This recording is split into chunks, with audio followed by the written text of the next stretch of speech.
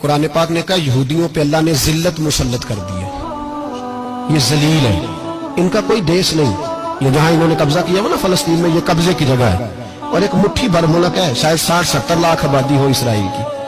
اگر امریکہ اس کی مدد نہ کرے تو اسرائیل قائم نہیں رہ سکتا، اور اس کے گرد 12-14 اسلامی ملک ہیں۔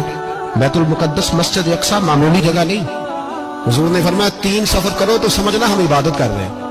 کون کون سے؟ فرمایا اگر بیت اللہ جاؤ تو عبادت سمجھ کے جانا، مسجد نبوی کی طرف جاؤ تو عبادت ہے، اور مسجد اقصی کی طرف جاؤ تو یہ بھی عبادت ہے۔ اور فرمایا مسجد اقصی میں جس نے ایک نماز پڑھی اسے 25,000 نمازوں کا ثواب ملے گا۔ یہ وہ مسجد ہے جس کے ساتھ معراج شریف جڑا ہوا ہے۔ قرآن پاک نے کہا کہ اس مسجد میں سبحان اللہ اسریٰ بعبدہ لیلا من المسجد الحرام الی المسجد الاقصی۔ مسلمانوں، قرآن کہتا ہے کہ تمہارے معراج کی شان رسول پاک کی مسجد اقصی سے جڑی ہے۔ جس محبوب کو رب معراج کرائے تو مسجد اقصی میں لا کے کرائے، وہ جگہ معمولی جگہ ہے، وہ معمولی جگہ ہے مسجد اقصی۔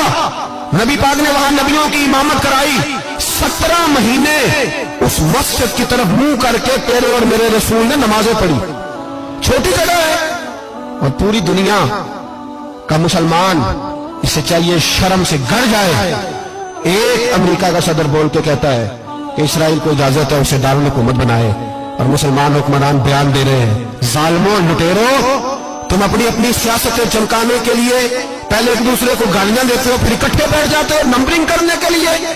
تم دین کے اس مسئلے میں سارے اکٹھے کیوں نہیں بیٹھے؟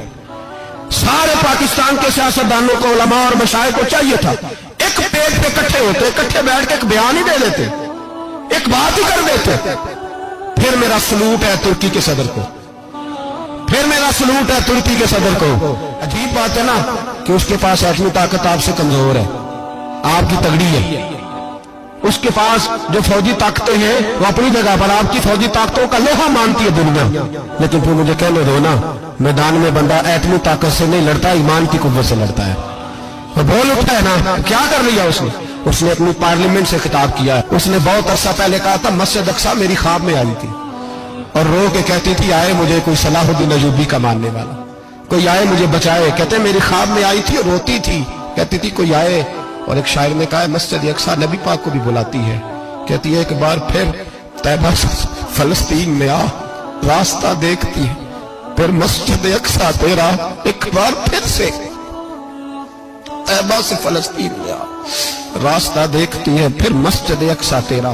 کوئی بولا ہی نہیں اتنا مقدس مقام، چھوٹے چھوٹے بیان، کہیں اکٹھے ہو جاؤ، پیش گوئی کر رہا ہوں بڑی جلدی اس امریکہ کو لوگ ٹوٹتا ہوا دیکھیں گے، اسے بکھرتا ہوا دیکھیں گے، اسے لرزتا ہوا دیکھیں گے۔